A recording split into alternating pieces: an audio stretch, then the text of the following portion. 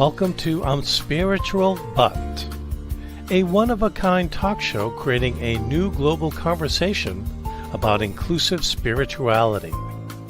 Whether you're religious or not religious, this show seeks to inspire you to discover your own unique spiritual experience.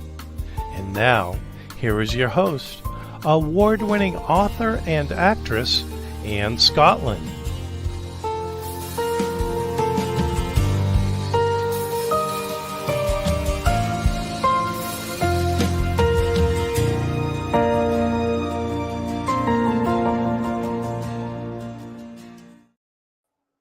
Hello and welcome back to I'm Spiritual But. So excited to have you here today and thank you for joining us again. Please do like and subscribe on whatever platform you're watching, and so we can keep this coming to you every Wednesday at 9 a.m. Pacific and 12 noon Eastern. I'm Spiritual But is a show about inclusive spirituality. It's a show that brings a new global conversation to the table where we can talk about what it means to be spiritual, regardless of our different persuasions, and how my many guests experience spirituality in their own journey. And even if you don't like the word spirituality, this is still the place for you because, as you know, the show is called I'm Spiritual But. So what does that look like for different people, whether you're religious or not religious? But mostly we just focus on making everyone welcome. It's inclusive. And we're not trying to teach you anything that you don't want to know. We're not trying to sell you anything. We're not putting pressure. We're just saying, let's have a chat about what's working for other people, what has brought their spirituality to the next level. So thank you for joining us. Now, I'm super excited because I've been looking forward to our guest today, Alessandro Ferullo, and I'm going to tell you just a little bit about him right now.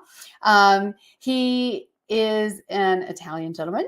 He had an adventurous childhood. An Italian boy, grew up living in all over the countries, many countries of the world, including Indonesia, Italy, Tanzania.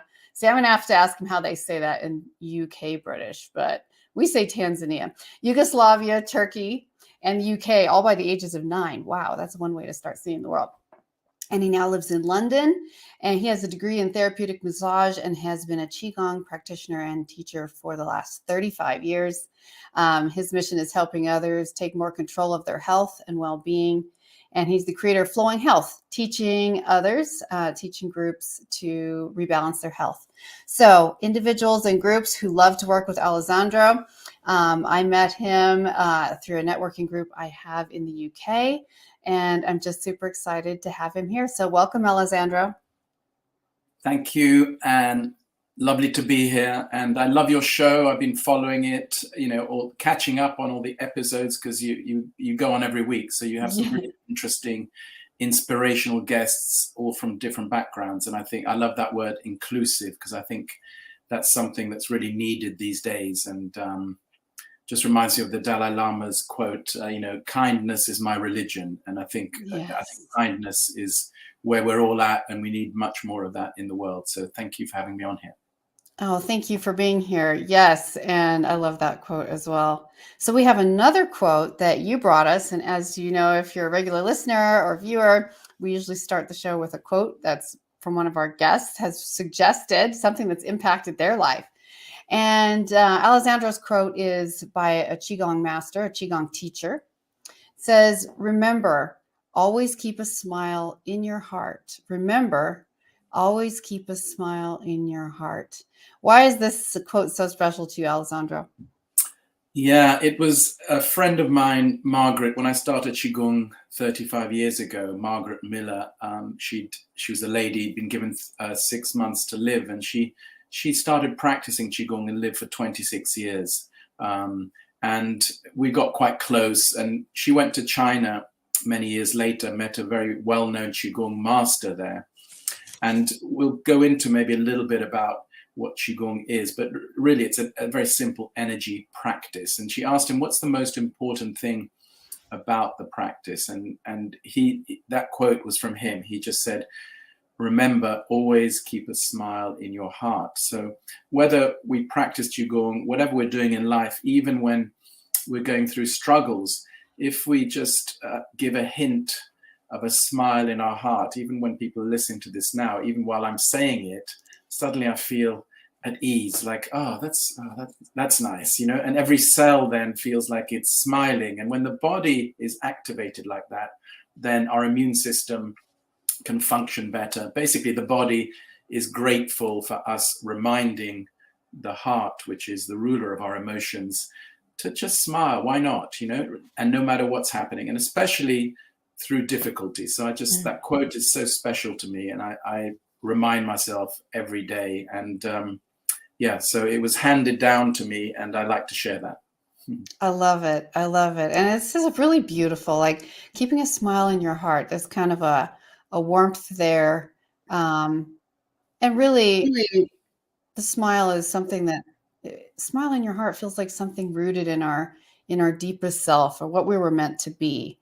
You know, whether everything in the world is ideal or not, which it never is, there's sort of that, what is that? It's kind of like ancient wisdom, which obviously Qigong is one of those ancient wisdom teachings. You know, kind of going back to our roots, where we're intended to have that joy. And as our viewers know, for many years, I was teaching very specifically around joy and emotional wellness.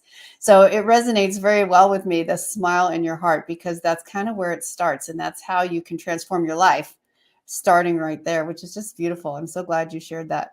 So question for you then, Alessandro. So tell us a little bit about your spiritual journey, or if you want to call it something other than spiritual, just share what that's been like for you in your life and what you've found along the way. Yeah, thanks, Anne. As you mentioned, I traveled a lot. I mean, my father worked for United Nations, so he was working in Indonesia against malaria. And in the 50s, you know, malaria was all over the world. So he was helping to help eradicate that. So I was born there, but within a year I was in Tanzania, where my brother was born, and you pronounce that very well, the way the British do as well. But at the age of 2, I was in Sardinia in Italy, where my mother was from, for a year. And then age 4 in Belgrade, what was then Yugoslavia, what is now Serbia. And then I came to Turkey, where my first English school, I attended that. And at the age of 9, I came to England to boarding school. So, you know, all those countries as a little child, I visited. I have vague memories of some of them. And boarding school was till the age of 18. Then I went to university here. And I think my journey probably started when I found myself in a church in North London with a Qigong teacher at the time.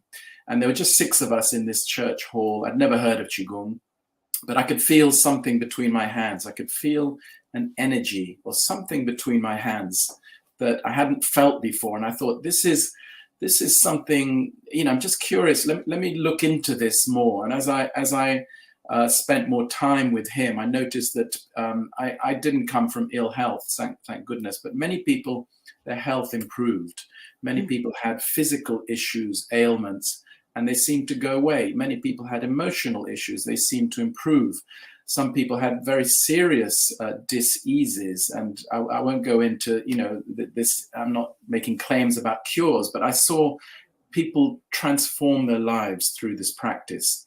And so I just continued on as a study. I just continued studying it. And I realized many years later, maybe after 20, 30 years, that my reason for coming to Qigong was I felt quite disconnected from myself, probably as a result of, you know, being sent away from home at a young age, traveling the world. But I wasn't aware I was disconnected. And I think probably since the pandemic, I think this word has been used a lot more, and a lot more people have been feeling isolated or disconnected. So it's been something that helped me reconnect to myself, come home almost to myself, and feel at ease and more connected to this energy beyond my own that gives me life, which is what the Chinese tradition calls the qi, or the life force. And by connecting, you know, better with myself, then I've been able to maybe help others sense this feeling of connection and support. So in a way that became, there is a spiritual aspect to it. And I know some people have a resistance to the word spiritual, but really, you know, we all have a body and a mind. I think nobody would dispute that. but there is something like a mystery also. There's something given to us and taken away from us. And whether we call it spirit, life force, energy, whatever word we use, there's something like a subtle energy there. And I've been just looking into it. I'm so interested in all spiritual traditions. And to me, they all lead to the same thing, which is bringing us home to ourselves, making us, each one of us, realize that we are unique, that we are connected to something limitless beyond us. And when we do that well, whether it's through our own practice or prayer or maybe even religion, then we're in better shape in life. We're not on earth as individual human beings living by ourselves. That's we are human beings, and I think that's what sort of reminded me that this is how it became a kind of physical, emotional, mental, and spiritual practice. So all those elements came into the practice. Amazing.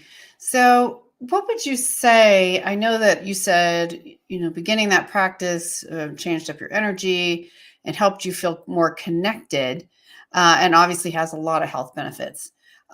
What did you feel like it helped or alleviated? In other words, what did you feel before that when you discovered Qigong as your practice, you felt more complete? Yeah, I felt that I could stop struggling as much in life. I felt I was doing so much myself. I was running, I was trying to keep ahead, I was trying to be better than. And there's a beautiful Qigong expression, which is Wu Wei, which means effortless action. So it's actually doing things, not stopping doing things, but doing things with less effort. And when we connect with something beyond our own energy, then we are empowered and we are given this life force. We're recharged like a mobile phone. Always needs recharging. As humans, we get a bit depleted. Now, if we're working from a depleted state, then life is a bit of a struggle, and we get affected by daily events, by the media, by the news. And I think when I learned to connect to this energy beyond my own, which is for me is a daily practice, then I feel more guided, more inspired, more empowered, more grounded. And in a way, I'm a human between heaven and earth, which is a beautiful Chinese medicine book I've got. As humans, we're just connected to heaven and earth, which is the yang and the yin. We all heard of yin and yang. And as humans, we're just a balance of those two. If we're too much of one, then we can have issues, too much of the other. So life is, as we know, a delicate balance. And Qigong taught me to actually give up struggling, connect to this energy, allow the energy to guide me, inspire me, and keep me healthy. Keep me, if I get ill, thank goodness I've got tools to get well quite quickly. But hopefully, even better than that, is preventing to get ill in the first place. What if many of us could take more control of our health? And I'm not sure about the States so much, but in the UK, we have real trouble with the National Health Service. There are waiting lists of years for issues. So what if we could take better care of our health at home, in the comfort of our home? And that's what I'm helping people also to do, and to inspire them that this is nothing odd. There's a beautiful Chinese term also, which is Zhen Ren, which means a true human being. So Qigong is actually helping us reconnect to the true human being that we are. Many of us are living in ways maybe that aren't fully aligned with, or in accordance with who we are. So if we can become truly connected to who we are, we live, with more joy and more peace, and life seems better and easier. I love that. I'm writing it down, aligned with who we are. And I loved what you said about giving up the struggle, because I think that's where there's such a deep fight or flight energy that most of us in the Western world are in at almost all the time. except maybe like when you're sitting on the couch watching TV, or and then you're like, oh, I should be doing something else. So there's this ongoing, like everything is a bit of a struggle. You always feel behind. You always feel like you should be pressing on. You always feel like you need to hurry up. And obviously, those who practice meditation and other forms of, personal practice, which we've talked about many times on this show, they find sort of that oasis in their life where they can just be still. And I know that's true for me with meditation, but I also am a very kinesthetic individual. I just experience the world and through all my senses very acutely. So I think bringing that physical part in is a great complement to something like meditation, being very still. And I kind of like this definition. You didn't really say it was the definition of spirituality, but you said energy beyond our own. I love that, because really that is a very powerful definition of what the word spirituality could mean. Energy beyond my own, because we all have to recognize there's energy beyond ourselves. Something's beating our heart. Something's, we have to admit whatever that is to us.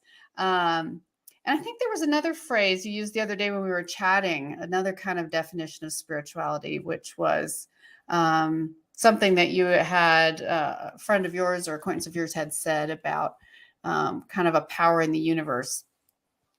Yeah, I mean, the thing is, it is a natural energy. A good example, Qigong actually is a study of humans and animals and nature. It's maybe 2,000-3,000 years old as a study. So if we look at a tree, for example, how does a tree survive and thrive? It's connected into the earth, so it's absorbing, being nourished by the earth. And also it's connected up to the sky, to the heaven. So it's absorbing the light. And in a way, as humans, as living beings, the tree is a living thing as well. We're just like the tree. Our natural state is that we are on this earth. We're connected to the earth. The sunlight and the breath gives us life. So actually, we are being kept alive by something beyond us. If I had to think about breathing when I'm asleep, I wouldn't be alive, nor would any of us. But we're being breathed by what and by who? And this is the mystery, and science will never explain this. That's what I love about, spirituality, if we use that word, but also just the way life is. Some things cannot be explained and never will be by science. And that's not a bad thing. I think it's good to have mystery. And that's why I use the word about being curious. Like young children are curious. And we know that in a young child's world, everything is possible. As adults, we think we know so much, but we're in trouble. So remaining curious and open. And this example of the tree is for me, it's quite a powerful one. I mean, earlier I was going to see a friend in Wimbledon today, and I was a bit nervous about this show because I'm human, like all of us. And I was thinking, why am I nervous? And I use this acronym ABC: A for awareness, B for breathing, and C for connecting. Mm-hmm. So I immediately just became aware of my state. Then I just breathed more deeply. And then I connected my feet more into the earth as I was walking. And suddenly I was all right. I thought, oh, I'm supported by the earth. I'm breathing. I'm alive. I'm grateful because I'm on this show later. ABC brought me back to my natural state. And one of my favorite quotes ever is Thich Nhat Hanh. You probably know this quote. The miracle is not walking on water. The miracle is walking on the earth. So when I was walking on the earth, that's a miracle. I'm breathing, I'm walking on the earth. I have opportunities like many of us, and so many of us, we all have choices in life, but we tend to feel, like you said earlier, maybe, the media, TV is telling us all these things to do, but ultimately we are in control of our own thoughts and feelings. They're not who we are. So, Qigong has taught me to be aware of those, be the observer of those, and not give them too much power. In the past, I think they had power over me. Of course, sometimes they do. I'm human. I do get, uptight and angry and all this, but I can observe and catch myself with that ABC, the awareness, breathe deeply, feel my feet into the earth. Even now while we're chatting, my feet are deeply rooted into the earth. That's good. And such a good thing to remember too, just staying connected. And I love what you said about our thoughts and feelings are not who we are. Can you go into that a little bit more? How does that look for you? Yeah, again, the Dalai Lama, I saw a film about him. I don't think it's been released yet. It's called, I think it's called The Last Dalai Lama, and it was the director of the film. And I went to London to the premiere of it. And he spent like 40 years with the Dalai Lama, spending time with him. I can't remember his name exactly. But he said, the Dalai Lama said, for example, when we're angry, we say, I'm angry, but actually that's not true. If we have a cold, we say, I have a cold. We don't say, I am a cold. And same with anger. I have anger right now, or anger. I'm feeling anger right now. I'm not angry actually, but the English language makes us feel that we are the emotion. Actually, the emotion happens to be passing through. Just as it's passing through like a cloud, it can go off in a minute. And many of us know that. If I think of something, that really made me angry last year, I can be angry in a minute now. But also I can think of something that makes me happy. So we know that the emotions can be created, but just as they can be created, they can be let go of in a very effortless way. Like honor it, not fight it, but allow it to drift off like a cloud. Then the next thing comes. And same with the thoughts. The thoughts are a bit like that. They come and they go, and they come and they go. And if they get stuck, then again, it's up to us to give them space, to allow them to drift off like clouds. And then when the mind slows down, I think that's what you probably notice even in meditation, the thoughts slow down a bit and actually have less of a hold on us as we get into that kind of empty or the gap between the thoughts. And, I've had that experience where the thoughts have completely stopped just for a short time. And that felt quite amazing. So, it's being the observer of the thoughts and the emotions, not the victim of them.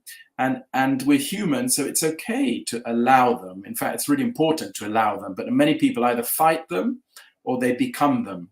But that's what I meant, to kind of be the observer and honor them and let them go quickly. Like there's a breeze, there's a cloud, it's off, it's gone. Same with the mind. And there's a beautiful Buddhist expression, the mind is limitless as the sky. If we imagine the mind to just be open to the sky, the thoughts are just coming and going and coming and going. It's quite a nice feeling to allow them to drift off. I love that, because so often we're told, and I understand where this is coming from, but if you can control your thoughts, you can control your emotions. And I always think the challenge of the word in there is control. Yes. I think that's where we kind of went spiraling off, because what you're talking about is more of just a state of being, of allowing thoughts to come and go, of not saying, I am my thought or I am my emotion, but I'm observing this thought. I am observing this emotion. I'm experiencing this emotion. I'm not the emotion. I'm experiencing the emotion. And having a little more patience with ourselves. So when you, what do you do when you have, let's say, cyclical thoughts? I can't remember what they're called right now, but anyway, when you obsessively have the same kind of thoughts over and over. Thoughts or something. Yes, I know. The phrase just escaped me, but I used to, when I was going through a really tough time in my life, I've shared this before, but after a divorce, and was extraordinarily traumatized for like about a year. And I would just obsessively have these cyclical thoughts, these cycling thoughts over and over and over, like trying to solve a problem. Like the mind would just get so busy, like what went wrong? What could I have done differently? Like obsessing. And the place I would like to think the most would sort of relax, I guess, or where you can't get away from yourself with TV or anything else, is in the shower, typically. Yeah. And so I would sit in the shower and I would have these thoughts over and over and over. And I couldn't stop them. Like I couldn't even stop them. And thank God the hot water would run out, because hot water ran out, because I also couldn't physically move. I would be almost petrified. Eventually the hot water would run out and I would get cold, and I would say, okay, well, I guess I have to get out. So when we struggle with those kind of thoughts, or when we struggle with anger, or when we struggle with obsessions around money or problems, what are some tools we could use, or what's one idea you have that you could share with us that can help us kind of find a way of escape from that? Yeah, I think that's a great question, and it's not easy to really answer. But I think a couple of the keys have to be going back to the breath. If I can put my attention on breathing deeply, usually down to the lower abdomen area, in Qigong at least, and in yoga, that's our main energy center. But often the breath is, when we're tense or anxious, it's a bit shallow, and the mind is working a lot. So our energy is a lot up here. If we can bring the energy down to the lower abdomen, bring the energy to the feet, into the earth, and just allow the mind and the thoughts to settle. Sometimes the thoughts, like you say, they're just going round in circles. So if the mind can be put on something else, like the breath, or a practice, say like Qigong, or even moving the body, dancing, if we can embody the energy, the body can release that energy. Often the energy is stuck in the body. So even though the mind is thinking it, the body is holding it. And many of us know, there's that great book, The Body Keeps the Score. The body does actually hold in a lot of stress and trauma. So one of the Qigong things is, for example, just shaking out, getting into the body and shaking out the stress. And now there's that great new scientifically proven practice called TRE, trauma release exercises, which are literally shaking, but Qigong's been using that for thousands of years. So I think get into the body, could be dance, could be shaking, could be releasing, get into the breath. And the other thing is, I think as important, is get into the heart. In the Qigong tradition, the mind is in the heart. In the West, we think, I'm going to work this out in my thoughts, in my mind. Actually, the mind is very limited. Like you said earlier, the mind is fight or flight. The mind keeps us safe. The mind is very useful as a protector, but not as a guide, I would say. But if the mind is in the heart and I can get into my heart, and science has now proven the heart has actually more receptors than the brain. It's not just pumping blood, and there's a lot of research around this, so people can look it up. The Institute of Heart Math in California, they do a lot of study around the heart, and they say the heart is the organ of truth. The mind is not. The mind is playing games, its belief systems, it's just running us ragged, we would say. So what if we could breathe more deeply, do some movement, might be some shaking, but actually get into the heart and really connect with our hearts. And in Qigong, we do quite a lot of practice around, opening the heart and releasing, a lot of sadness. Often emotions are held in the heart.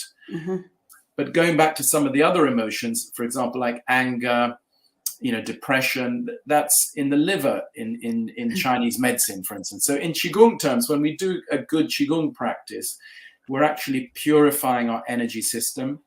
We're also healing the internal organs.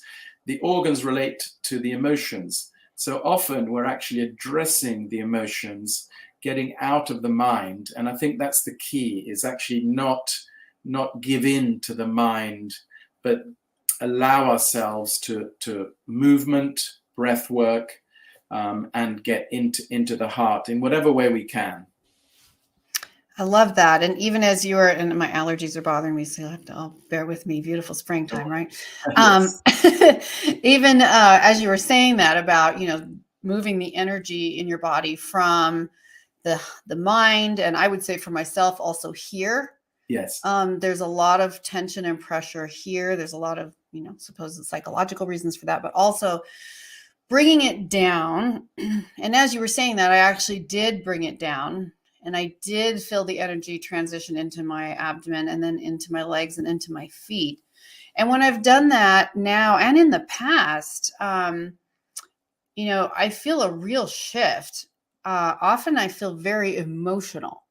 The same with the shaking, whether it's just kind of shaking it out, like shaking it off, or TRE, that sense of when you kind of give up this obsessive mental control, and you're really connecting with who you really are. It's a very emotional experience, at least for me, often. It's a kind of a huge relief, a release. It's like, oh my gosh, I get to have a break. and something more, even more nurturing and healing. Something about, and I think that's how maybe in layman's terms I would define grounding, is a sense that it's all going to be okay. And when I get that sensation, then often it makes me very emotional. And I'll add on, so I'm emotional well-being, of course, but letting the emotion out is also so useful and helpful, right? Because part of, I think, what gets us so stuck is the cramping in, the not allowing of ourselves to emotionally experience what we're going through. We just resist, push it away, push it away, push it away. When you get grounded, when you move that energy down, it frees up the space for you to experience those emotions. Sometimes I've cried, sometimes I'll beat a pillow, sometimes I'll go for a run, but it gets loosened up, that energy gets loosened up, and then it can be processed and expelled. So is that something also that Qigong can help us do? Yeah, definitely. I think you made some great points there, and we do need to allow ourselves, if you have the emotions, nothing wrong with that, to express. I think it's when we hold it in, we think, oh, I can't show, that I'm sad or crying, but actually we need to welcome those, because the body knows what to do. We need to trust the body and follow it. What often happens in Qigong is we have spontaneous practice where when we connect and let go of holding on, then the energy often moves us and allows the body to open and express in whatever way. And for some people, and I've seen it, for some people it's in sounds, they let out sounds. For some people it's tears. For some people it's movements, breath work. So we're all different, and but actually the energy beyond us is what sorts it out. So it's giving it over to that I think that's the key for me, is to just give it up. I can't do it by myself. I don't want to do it by myself. I think for my almost my whole life, especially boarding school, all these things I had to do for myself, protect myself, not show the emotions because the other boys would make fun of me.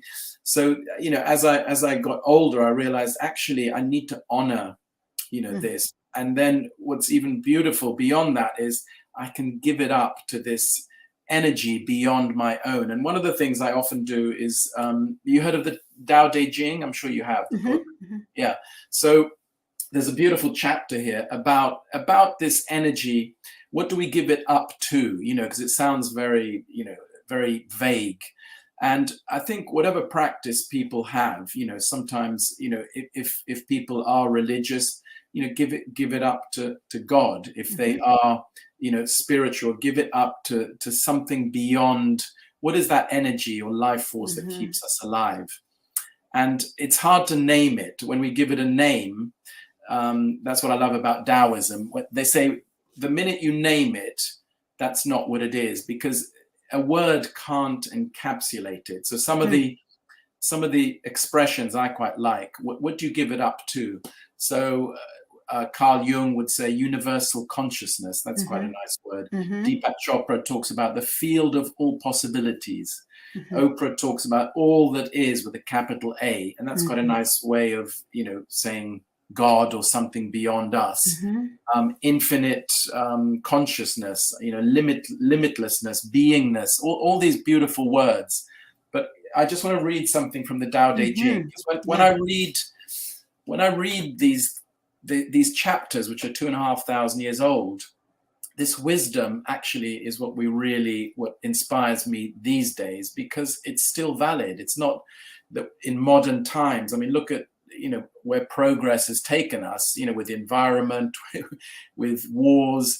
I mean, we're in trouble as humans, So for me, ancient wisdom is often one of the keys to remind myself, what is it that I need to connect to? How can I put words to it? So amazing. Before you read that, just as a quick aside, for all of those of you who are tuned in, watching or listening, if you are watching on one of the platforms, you can send Alessandro a question or comment right now.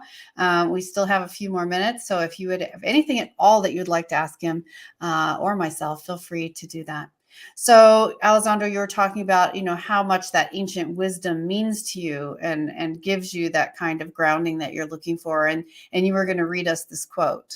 Yeah, and just to say, before I started Qigong 35 years ago. But before I started, I bought this black and white copy of the Dao De Jing. I don't know if you can you see it there? Can't, but yeah. Okay, but anyway, I bought a copy of this book, and I used to read one chapter a night and have no idea what it was talking about. but I felt at ease. I thought, I don't know what this is, but it's quite interesting. And then when I started practicing Qigong, everything became, not everything, but I really understood so much of this. And one of the things that really gets me now is to remind myself, how little I know. The older I get, it's almost like being more and more curious, being more. And when I feel more and more connected, and I feel more and more supported. So rather than being more in control, like you said earlier, I think control is trouble. How about letting go of the control, which can be a bit frightening, but I would recommend to everybody, just try it out and see what happens, to just let go of that. But let me just read this, how they describe what is this energy, and what is this that gives us life, that keeps us inspired. So this is chapter 25. If people look at the Dao De Jing, something mysteriously formed, born before heaven and earth, in the silence and the void, standing alone and unchanging, ever present and in motion. Perhaps it is the mother of 10,000 things. I do not know its name. Call it Tao. For lack of a better word, I call it great. Being great, it flows far away. Having gone far, it returns. Man follows earth follows heaven. Heaven follows the Tao. Tao follows what is natural. Of course, man follows the earth, could be woman, could be, in those days. But this thing that this is a natural, something existed before I did, before we all did. Nobody can dispute that, whether we're spiritual or not. Something existed before the universe. And that's what we're connecting to. We're reconnecting to that. And when I'm here right now, I was given life by this something. Let's call it this Tao, or mysterious energy. And one day I'll go back to that. So actually, even life and death are just two sides of the same coin. It's no big deal. But, we tend to look at it as such a dramatic thing. And maybe as I'm getting closer to the second half of my life, I've kind of let go of that fear, because it's just a cycle. I don't see anything as beginning or ending, and that's quite a comforting thing. And I get that a lot from this wisdom. So ancient wisdom, I would highly recommend. That's amazing, and I know I enjoy reading many of the ancient writings, and I think there's so many different ones, and each one has something very beautiful to take away. Maybe it doesn't all resonate with me, but finding those pieces that really do is very calming as well. So I love that. Wow, this has gone so fast, but I just wanted to keep talking about Qigong and just how that has changed your experience and how it can help others. I feel like you were able to share so many useful things with us today. And I did some Qigong right before this show, because I knew it was coming up and I had my own nerves, right? And a couple weeks ago, I did a full session of Qigong with Alessandro. It was absolutely amazing. And it was my first real in-depth experience with Qigong. I'd had, a few minutes here or there as, say, maybe part of some other program, but I hadn't really kind of taken the time and just now beginning to understand it. So I also wanted to share that with all of you. And Alessandro has been so generous to do that. Any last words, Alessandro, for our listeners, if you could leave them with something today? No, I'd always recommend that just people really take time for self-care, to pause, to become more aware, breathe, and connect in whichever way is possible. It might be connecting with other people, but ideally, when we connect more deeply with ourselves, to find a way to really empower ourselves. And when we connect more deeply with ourselves, we connect more deeply with others, with the world around us, and everybody benefits. And I think we're at a time in the world where we could all, do a lot more for ourselves. I think, life, the way life is set up is we're made to believe that, external things will make us happy, fulfilled, but we all know that's not true. I know so many, I know the Dalai Lama knows a lot more millionaires than I do. And he said, so many of them are really miserable, and, money can't buy, peace of mind. So it's all, inside of us. So to find a way, whether it's spending more time in nature, whether it's, joining an inspiring group, whether it's reading some ancient wisdom, but actually finding our own way to reconnect with ourselves, with our hearts rather than our minds, and realize that the mind is a very useful tool, but it's not in control, and nor are the emotions. And that's for me, that's one of the biggest realizations, to be aware of them, but not be a victim of them, which I think for most of my life, I have been struggling, I'll be honest with that. But now I can find it easier to observe. And when I do my practice, I definitely feel the support and the connection. And I love this show where it's helping everybody, this inclusivity and bringing people from all walks of life together and sharing our own experiences. Oh, thank you so much, Alessandro. I just feel calmer just being in this space with you today. I feel good. I feel calmer already. So thank you so much for sharing all of that. For all of you, you can find out more about Alessandro on the links you see on your screen, or you can look in the notes, and feel free to reach out to him anytime. I'm sure he would love to get back to you. And I want to thank you all again today for joining our show here on I'm Spiritual But. And I didn't want to leave out the phrase and the title that Alessandro shared with us, which is I'm spiritual, but I'm curious, respectful, and aware. And I just think that was so appropriate.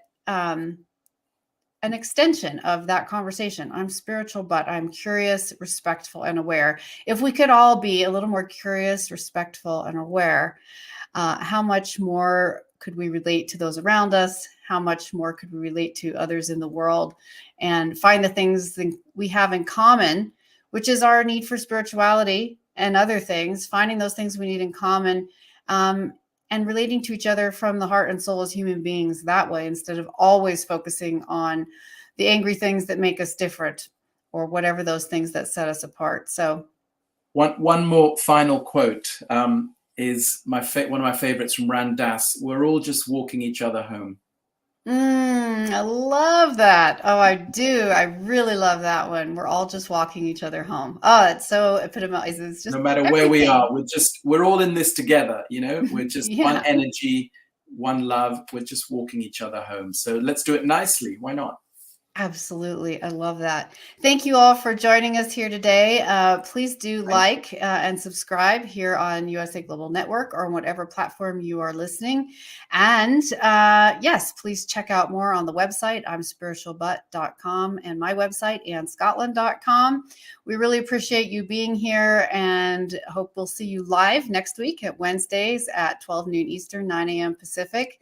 Until then, be well as we all walk each other home. Thank you, Alessandro. Bye. Thank you. Bye-bye.